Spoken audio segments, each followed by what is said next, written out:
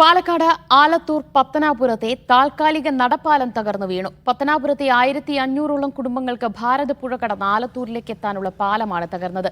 പ്രദേശത്തെ പഴയ പാലം നിർമ്മാണത്തിനായി പൊളിച്ചിട്ടിരിക്കുകയാണ്. നന്ദഗോപാൽ വിവരങ്ങൾ നൽകും. നന്ദു, ഈ പാലം പൊളിഞ്ഞതോടെ അവിടെയുള്ള പ്രദേശവാസികൾ എത്രത്തോളം ദുരിതത്തിലാണ്?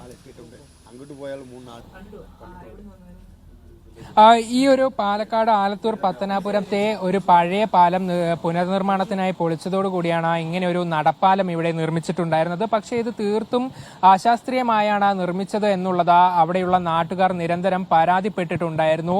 ഇത് അപകട നിലയിലായിരുന്നു എന്നുള്ളത് ഇവർ ചൂണ്ടിക്കാണിക്കുകയും ചെയ്തിട്ടുള്ളതാണ്. പക്ഷേ അധികൃതരുടെ ഭാഗത്തു നിന്നും ഇതിലൊരു പരിഹാരം കണ്ടെത്താനുള്ള നടപടികളൊന്നും തന്നെ അന്ന് ഉണ്ടായിട്ടില്ല. പക്ഷേ ഇന്നലെ മുതൽ തന്നെ ഈ ഒരു താൽക്കാലിക നടപ്പാലത്തിന് ബലക്ഷയം സംഭവിച്ചു എന്ന് മനസ്സിലാക്കിയ അധികൃതർ ഈ ഒരു പാലം പൂർണ്ണമായും അടയ്ക്കുകയും ചെയ്തിട്ടുണ്ടായിരുന്നു. ഇതാണ് ഇന്ന് ഉച്ചയോടുകൂടി ഈ മഴയിൽ തകർന്നു വീണിട്ടുള്ളത്. അതോടുകൂടി ഒരു 1500ഓളം വരുന്ന പത്തനാപുരത്തുള്ള ആളുകൾക്ക് ആലത്തൂരിലേക്ക് പെട്ടെന്ന് എത്താനുള്ള ഒരു വഴിയാണ് അടഞ്ഞതെന്നുള്ളതാണ് ഏറ്റവും പ്രധാനപ്പെട്ട കാര്യം.